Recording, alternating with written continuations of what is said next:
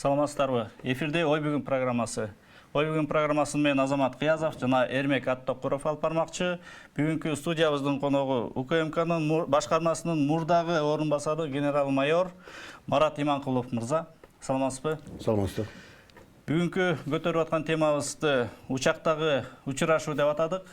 Буга негиз мынакей өзүңүздөргө белгилүү Нариман Тулеев менен Алмазбек Атамбаевдин ушу учакта кездешкени болуп жатат. Азыр ошого байланыштуу видео материалды көрүп алып, анан сөздү баштайбыз.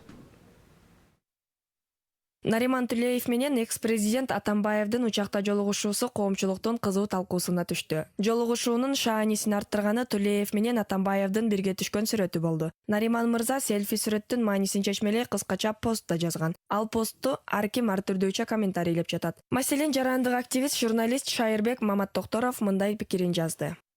Алгач Нариман Тулеев 1-2 катар алдыда отурган, Атамбаевди артынан сүрөткө тартып. Шоопур камалгандан кийин бул да качып баратат окшойт. Учактагылардын көпчүлүгү угуза эле нааразычылыктарды айтып жатышат. Мен да өлкөнү кандай абалга алып келгендиги жөнүндө айтымыш эттим. Бирок эч нерсени көрмөксөн жана укмаксан болуп отурат, деп артынан жазган. Эң кызыгы бир аздан кийин Атамбаев менен жанашып отуруп жылмая сүрөткө түшкөнүн жарыялады. 12 минутада мынчалык даражада куулуп кеткен Нариман мырзага көпчүлүк Facebook колдонуучулар өтө терс пикирлерди жазып жатышат. Чынында бир нече ай мурда көрсөм кол алышып учурашпайм деп ММКларга өз айткан жери бар. Саясат. Мага кылган мамилеси Атамбаевдики мисалычы, бул туура эмес деп. Мисалы, бул конституцияда болгон жок, закондо болгон нерсени жазады мисалы.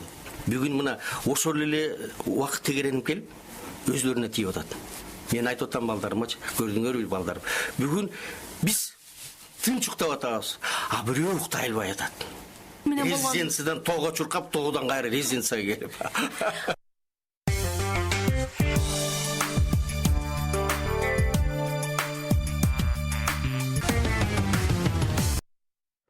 Марат мырза, мынакей азыркы видео материалдар күбө болгондой саясат жөнүндө кеп мындай тескери нукка бурулуп баратат. Атүгүл мына шылдың көп сындарга кабылып атат.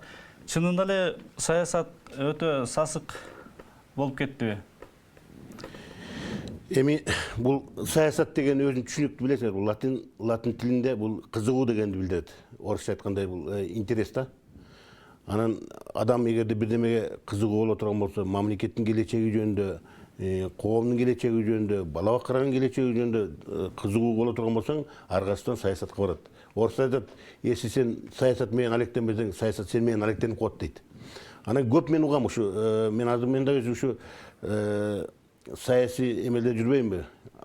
Майдаңда. Деги эле ушул Нариман Тулеевдин ушу сүрөтүн жарыялап, экөөнүн жолугушуусун даңазалаганга сиз кандай көз карашта карадыңыз?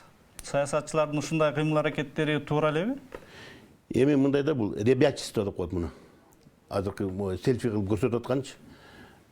Эгерде жанагындай жоопкерчиликтүү, сөзүнө турган, мен саясатчымын деген адамдар мындайга барбайт. Бул жеңил ойлук да. Селфи кылып түшүп аткандар. Билесиңерби, мен бир айтайын дегенде, мен көп кишилер менен жолугуп жүрөм. Көбүрө айтып калат, бул саясатчы дегенде бир саясатка бир кымындай да тиешеси жок адамдарды саясатчы, таасирлүү адамдар деп ушундай бир көбүртүп абыртып жүрөт да. Кыргызстанда азыр аз эле санда саясатчылар бар. Таасирлүү эмес, саясат, накта саясатчынын мен түшүнгөн саясатчылар. Саясатчы деген эмне аныктамага келгендер. Саясатчылар деген кимдер булар? Нариман Тулеев саясатчыбы? Саясатчы эмес. Саясатчы эмес. Мен азыр түшүндүрүп берем эмне үчүн. Саясатчы деген бул өзүнүн өмүрүн, жашоосун бүт мамлекеттин кызыкчылыгына, элдин кызыкчылыгына, коомдун кызыкчылыгына сайып коюп, эл үчүн, мамлекет үчүн иштеп, күн түн иштеп жүргөн адамдардын саясат. Алар аз эле адамдар.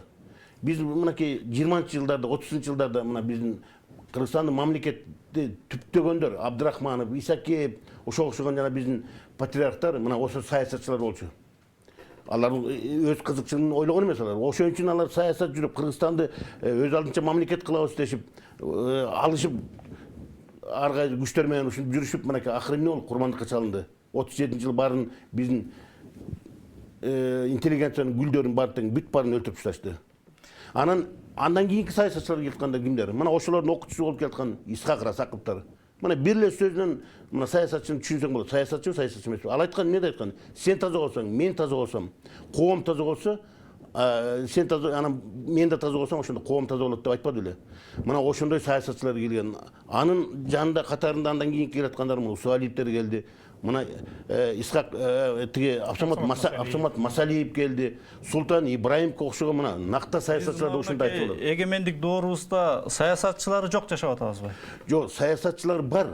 Бирок көпчүлүгү жөнөкөй эле саясатка кирип алып, өз кызыкчылыгын алдага коюп туруп, өзүнүн кызыкчылыгын ишке ашыруу максатында саясатчыбыз деп саясатка аралашып алгандар көп. Алар көпчүлүк түзүп атпайбы? Нариман Тулеев менен чогуу сүрөткө түшүп, чогуу учуп бараткан Алмазбек Шаршенович кандай саясатчы? Мына эми көрсөңөр, мына ошол Алмазбек Атамбаевдин бир эле сөзү, мына бир пресс конференция берип атканда, жана илмий антиондо сөз болуп калганын мынтип айтпадыбы? Эмнеси бар экен шофер деп. Шофер келип мамлекеттик жогорку кызматта иштеп атат. Керек болсо тиги Султан Ибраимов деле убагында тракторист болбоду деп атпайбы? Вот салыштыра турган кишини тапты да. Ал Султан Ибраимовго караганда Илмиянов эмес, Атамбаев чыпалагына да тең келбейт. Кайдагы саясатчылар булар? Бул таргаштар, булар бизнесмендер саясатка келип атып, ошо бизнести алмаштырып алды. Саясат менен өзүнүн бизнесин алмаштырып алгандар болбодубу? Мына ошонун кесепетин көрүп атпайбыз. Мынакей Атамбаевдин тегерегинде жүргөндөр камакта жатпайбы? Ада айтат, "Ой, саясий куугунтук". Кайдагы саясий куугунтук? Саясий куугунтук вообще жок булар. Булар шылуундар, уурлар деп өз аты менен аташ керек.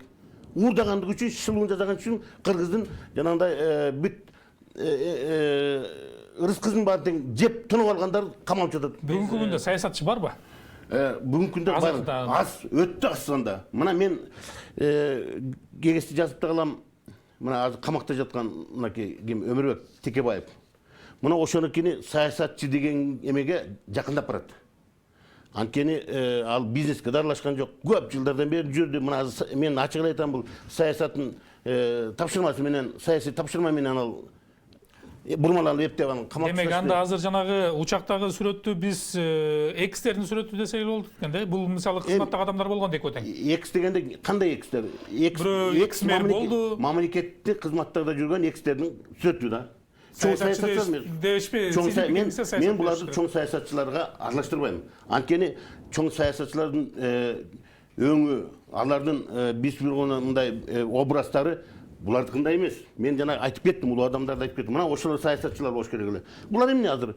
Элди омтуруп, элге тиешелүү болгон бүт каражаттардын баарын карызга батырып, жумушсуздуктун белчесине толтуруп, биз жакынчылыкка батырып койгон адамдар ошо саясатчылар. Саясат менен аралаш алектенбесең, саясат сен менен алектенет. Эми булар саясат менен алектенди. Булар саясат менен алектенди. Булар ошо саясат майданына кирип алып турган эл менен алектенип чыгат да. Марат агай, мынакей биз сизди деле саясатчы деп таанып келатабыз. Сиз саясатчысызбы? Сиз жок, мен ошо саясатка жаңы кирип аткан адам катары мен толук кандуу саясатчымын деп өзүм айта албайм. Биз партия түптөгөн адамдарды, партиянын лидерлерин, партия менен иш аракет жүргүзүп аткандын баарын саясатчы деп тааныйбыз да. Сиз деле саясат. Эми мындай жеңилдетип айтып коюп атат да саясатчы деп. Эгерде жанагындай чынында кандай саясатчы болуп экенин мен айтып бердим. Мына ошондой образдагы адамдарды саясатчы деп жарашат.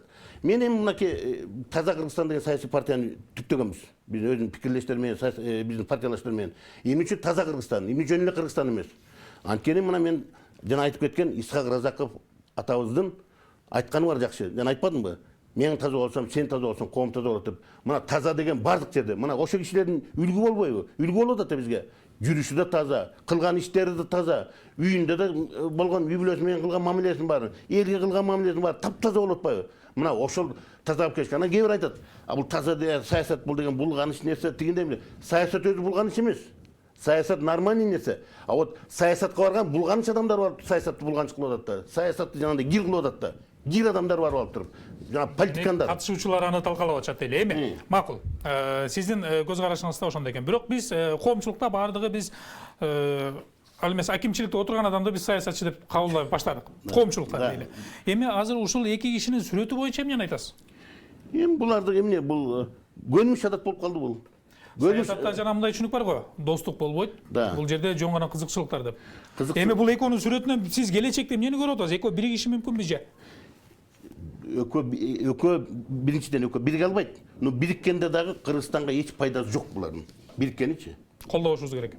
Кантип жок, элдер колдобойт. Мен макул биз элди колдобой деп эмете албайбыз. Колубузду бура албайбыз, айта албайбыз. Бирок эл өзү эле колдобойт да. Эми кантип колдойт эл? Эгерде мына азыр акыбалды көрсөңөр мына. Биз кандай акыбалда калдык Кыргызстан азыр? Мына Атамбаевдин мен ал Атамбаевди азыр кетип калганда ал жооп бере албайт деген максатта мен ал сындайын деген бит такыр көңүм жок. Мен аны иштеп атканда сындагам. Иштеп баштагандан баштап сындап келатам. Эми азыр мына мен ушул болгон 11-жылы мен бул киши менен кошо атандаш болуп чыккан президенттикке. Ошондо эле мен элге жолукканда мына Бишкекте баардыгы жолукканда эле мен ошондо айткам. Эгерде ушул бара турган болсо, азыркы бийликтеги адам бара турган болсо, мурдагы бийликтердин айналып эчтек өзгөрбөйт дегем. Урлар, коррупционер гүлдөйт, эчтек өзгөрбөйт, мамлекет бир да кадам алдыга жылбайт дегем. Мына азыр 8 жыл өттү, 7 жыл өттү. Мага келип айтып атышат. Айтканым туура келип атат. Сөзгө конок беришелик. Мынакей сиз айтып атасыз, жакшы нерсени айтып атасыз. Саясаттын деңгээли жөнүндө сөз кылып атасыз. Биз аны туура түшүнүп атабыз. Биздин саясаттын майдаланып кеткени, саясат башка экени. Биз саясатты алдамчылыкты, бири-бирине саткынчылыкты саясат деп, оюн деп, саясий оюн деп биз мисалы үчүн шайлоону шайтан оюндары деп биз оюнга айландырып жибердик да чыныгы саясатты. Сиз туура айтып атасыз. Азыр биз ошол туруктуулук боюнча дагы бир видео материалды көрүп коюп анан сөз улайлык.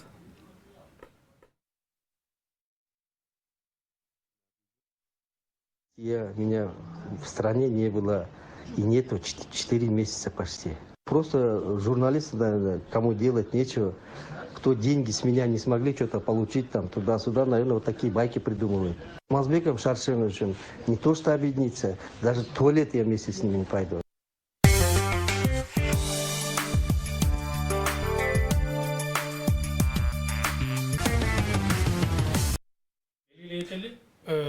Бул билдирүүнү бул селфиге чейин берилген. Анан кеченки селфи чыкты дагы, ошонун арты менен анан элде коомчулукта жанагындай уудуу башталды. Эми бул бурмаланып калбасын деп өзүндө ошо орус тилинде айтылган боюнча угуздук да. Котормос жок.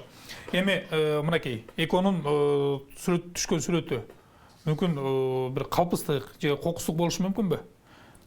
Буга чейин мисалы ушул эле Нариман Тулеев түшүндүрмө берип атканда, мисалы мен артында отурдум, аны көрдүм, ал эмес мен орой түрдө аны атын атап чакырдым депчи. Анан кийин келгенде мүмкүн мындай жигитчилик кылып, же болбосо бир адамгерчиликке салып, сүрөткө түшүп, мостойбостон жылмайып койгон чыгар. Жок, булардын кокустук болушу мүмкүнбү? Булардын жолугушуусу кокустук болушу мүмкүн. Случайно да? Экөө бир рейске билет алып калган болушу мүмкүн. Толук. А вот жана селфиге бирге түшкөн бул кокустук эмес. Кокустук жөндөн аны бирөө сыртынан тартып алса кокустук дейт. Булар экөө жылмайып эле селфи кылып бири-бирин тартып атышпайбы? Бирок экөөнү бирөө сыртынан тартып алса айтмак да, мына экөө биригип атат. Жок. Жанагы мен ажатканага чогуу барбайм деген сөзүң мүмкүн дагы 2 эселеп 3 эселеп чыгып. Бириккенде эмес ал. Бириккен ал 2-чү, 3-чү, 10-чу маселе ал. Бул монтип биргелешип алып түшүп атканда да булар. Бул жанагы принциптер дегенди, принцип деген жок деген сөз да булар. Биринчи жана айтып мен муну керек бул колун алышпайм. Мен муну саламдашпайм деп атып тургандан кийин бияка келгенде жанагы жылмайып жанында кучакташып, чүт эле кучакташып алып түшүп аткан сөзү болот да. Муну биз байкап атпайбызбы мына акыркы 10-15 жылдын ичинде эмне болот? Мына биз жанагы парламентке партиялардан гана шайлоо жүрүп калганда эмне болду? Мына өткөнкү созукта бир партиядан жүрдү эле, эмки азыркы иштеп аткан парламентке келгенде мурдагы партиялардын баарын чыштап сатып алып башка партия менен келип атат. Эми бул экөөнө келе кайра бул көнүмүш окуя. Анткени эл көнүп калды мындайлар көрүп атып. Эл көнмөк түгүл, мына саясатка аралашып жүрөм деген адамдар өзүлөрү да көнүп калган экен да. Мына элге ушинтип бир жектен эки жекке секирип. Секирип атып көрсөт, мына поведениясин көрсөтүп. Булар таптакыр. Эми мындай суроо болот да, мисалы эчтекене жок да бул жерден. Мисалы балким эки сүрөткө түшкөн адам, эки саясатчы. Кимдир бирөөсү атын атап эле коелу.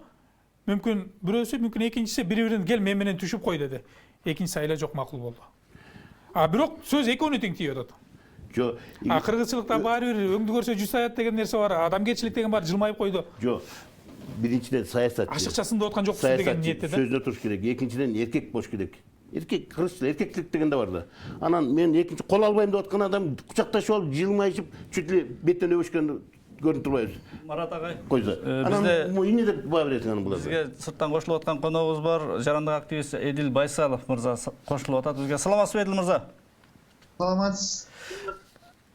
Сиз Кыргызстанда эмес экенсиз, бирок учактагы кечеки президент менен Нариман Тулеевдин болгон окуясына сиз дагы бир топ ойлорду жазып турсуз Facebook'та.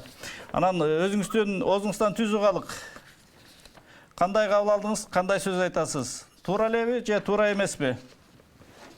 Бул селфи боюнча, Ооба. селфи боюнчабы же Атамбаевдин учканы боюнчабы?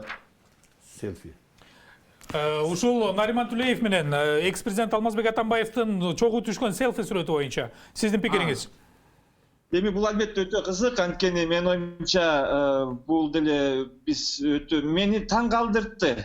Чын айтсам, мен деле таң калтырды, анткени мен деле ушундай мен кандай кылмакмын? Мен мисалы эми бизнес класста учуп калсам, анан бизнес класста учуп баратсам, анан жанагы жайгаштырсам, анан тиги Атамбаев кирип келсе, мен эмне деп айтмакмын?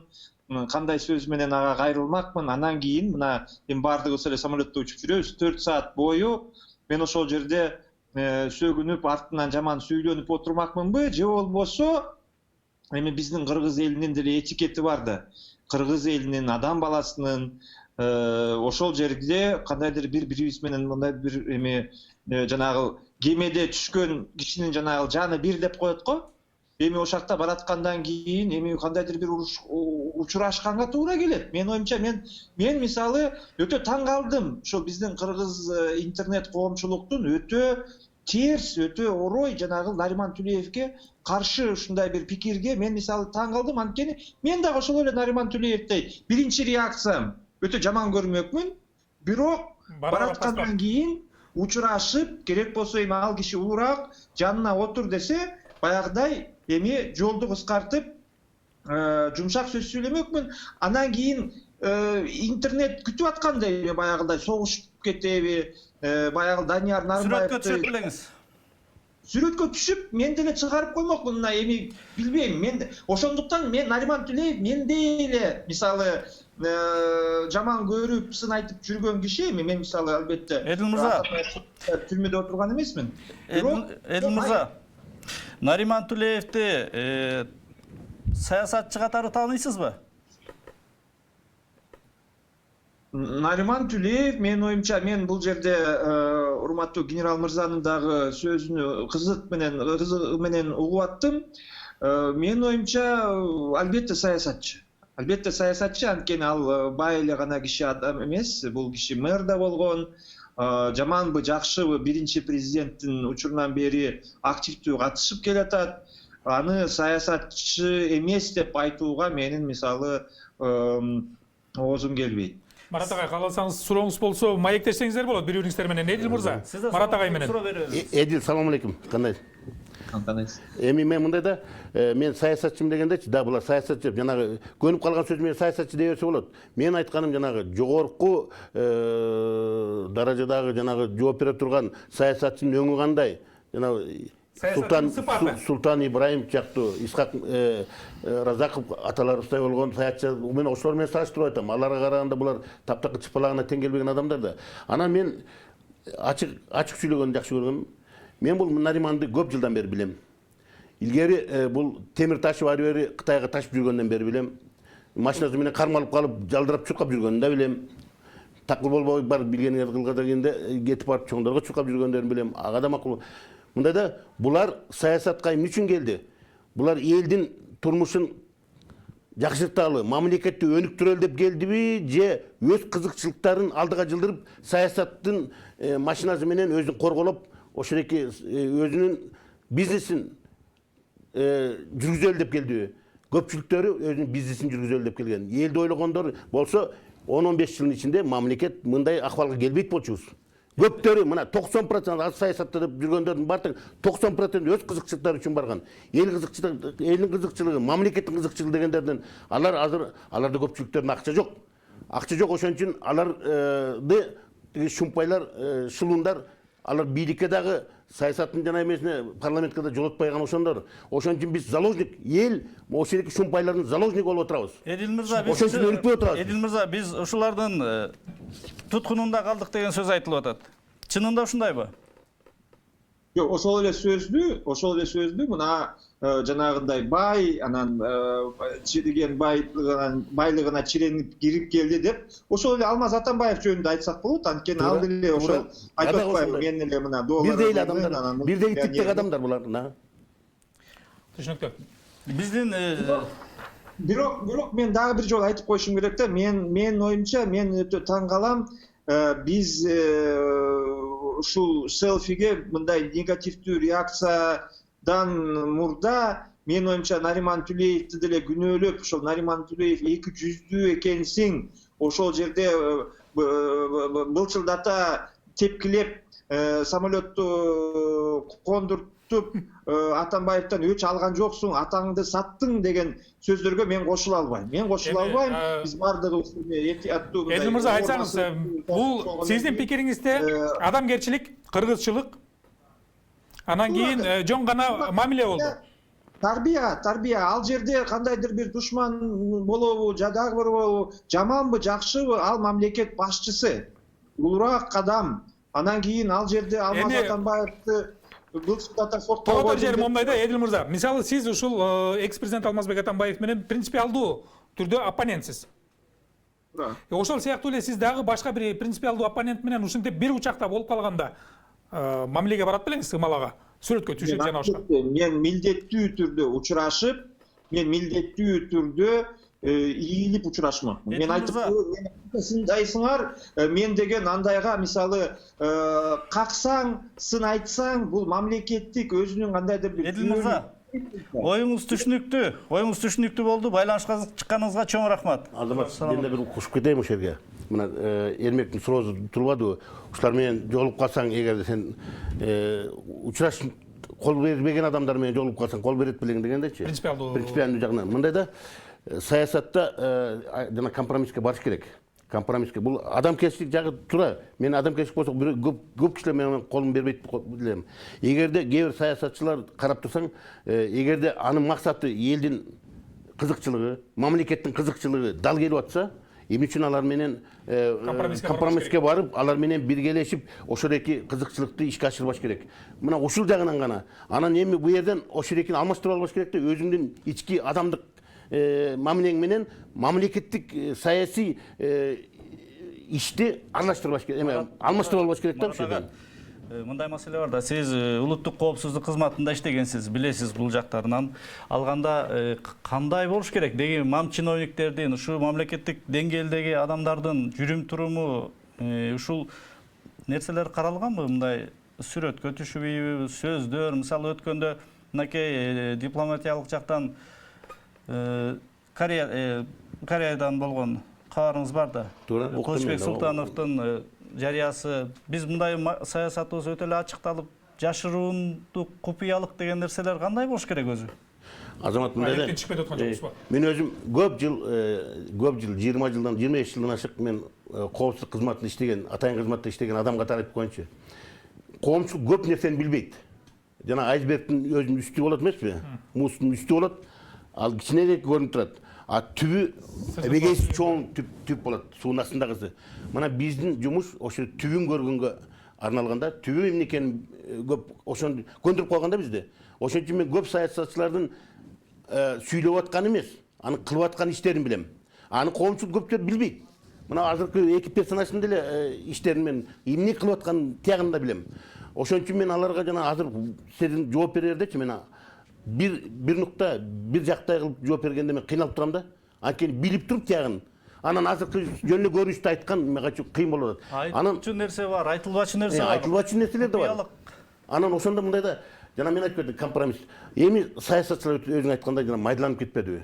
Биз жана биздин келтирип кеткен, биз үлгү көрсөтүп келген биздин жанагы улуу саясатчылар, улуу мамлекеттик коомдук ишмерлердин кылганын биз кайталай албай калдык да. Көпчүлүгү азыркы заманда мынакей бүт эле байлыктын артынан, мансаптын аркасынан жүрүп эле таптакыр майдаланып кеткенибизди өзү сезбей калдык. Ошон үчүн ушул эки кырдаалды оңдомоюнча биз ушу майдаланып жүрүп отуруп, мамлекеттен да ажырап калышыбыз мүмкүн коркунуч бар. Кантип оңдойбуз? Аны үчүн мамлекетке, мамлекеттик кызматтарга, мамлекет жана саясатка мамлекетте таза адамдар келиш керек. Билимдүү, тажрыйбалуу, анан таза адамдар келиш керек. Кантип алып келебиз таза адамдарды? Мен мына эл аралап жүрөм азыр. Мына биз азыр жаңы доор деген коомдук уюм түзгөнбүз. 60га жакын коомдук уюмдар, 9га жакын саясий партиялар жүрөт. Мына ошолор менен биз азыр иш жүргүзүп атабыз. Аны сөз менен эчтеке кыла албайсың. Аракет кылыш керек. Азыр бизде Нариман Ташполовдун чөзү байланышта. Нариман агабыз бизге байланышка чыгып атыптыр, телефондон угалык. Алло. Алло. Алло, саламатсызбы Нариман ага? Алло, отам. Да, саламатсыздар. Биз бүгүн 5 каналдын ой бүгүн программасында сиздин президент Атамбаев менен болгон сүрөткө түшкөнүңүз боюнча талкуу кылып отурабыз. Сиз бизди көрүп жаткан болсоңуз, угуп аткандырсыз. Сиз бул боюнча эмне айтасыз? Эмне үчүн ушул сүрөткө түшүп жарыяладыңыз? Эмне себеп болду буга? Мен бир нерсеге таң калып атам да. Эмнеге мен мисалы суроону мындай коюп, эмнеге мен түшпөйм мисалычы. Бул экөөбүздүн жеке ишибиз да. Эмне эле мисалы кыргыз элде, кыргыз мамлекетте, кыргыздын тургундарында башка иш жокпу? Бул эмне эле мисалы мени жамандап, Фейсбукта эмне деген гана сөздөрдү айтып атат. Мен ошого таң калып атам да, мисалы. Мен самолетко отурганда бул киши самолет жылып атканда алып келип жүрүп келди. Ана мен эмне кылышым керек экен? Чыгып кетишим керек бекенен. Сиздердин Мен чыгам десем да чыгармагам. туура жолугушуңуздар кокустук болду да, туурабы? Анан бул мисалы тиги Фейсбукта айтып атат, баягы тиги туалетке барса да барбайм деген. Эми случайно встреча болуп калды. Эмне кылышым керек? Маселе ошол, буга чейинки сиздин позицияңыздын өзгөрүп кеткени боюнча сөз кылып атышат. Негизи ошондой капыл-тапыл жолугуудан улам сиздики биринчи аракетиңиз, оюңуз эмне болду эле? Жолугушпай коюу дагы оюңузда болдубу, көрбөксөн болуп кетүүгө? Жандай болбой калдыбы? Эми мындай да, эки тоо көрүшпөйт, эки адам көрүшөт. Мен мисалы албетте бул турмуш болгондон кийин, жашоо болгондон кийин мен ойлоп турчумун, бир жерден жолугабыз. Бир жерден жолугуп, айтып. Нариман ага, эгер жашыруун болбосо, эмне жөнүндө сүйлөштүңүздөр? Сүрөттөн тышкары. Жашыруу мен мисалы менин биринчи реакциям мына биринчи менин реакциям эми кандай десем катуу тийди бул ишиге. Бирок ал киши билгизген жок. Мындай байкашыма караганда катуу сөздөр менен айттым мисалы. Унчуккан жок. Ошо менен мен жанагы сүрөткө тартып туруп Фейсбукка качып баратат окшойт деп тартып койдум тамашалап. Тамашалап. Ошо менен учуп кеттик. Тамашаңыздан анан улам башталып кеткен турбайбы? Анан тамашадан мына тамаша болбодубу? Эми айтсаңыз, Катуу сөзгөн бир ачык айта аласың, катуу сөз сүйлөдүм дейсиң. Эмне ал кандай катуу сөз? Мага кызык болуп атат чынында. Силерге элди кыргыз элдин көзүнчө ушул жерде сөбөйүн беми? Жок. түшүнүктүү. Эми Нариман агай айтсаңыз, ушул селфини жарыяладыңыз. Өкүнбөйсүзбү? Өкүнбөйсүзбү жарыялаганыңызга? Эмнеге өкүнөм мен? Эмнеге? Себеп дегенде азыр түрдүү талкуу болуп атат. Сиздин дагы позицияңызга карата пикирлер айтылып атат. Сиздин позицияңызга, саясий позицияңызга карата да пикирлер айтылып атат. Эми ушунча чуулганды кылбай эле мүмкүн.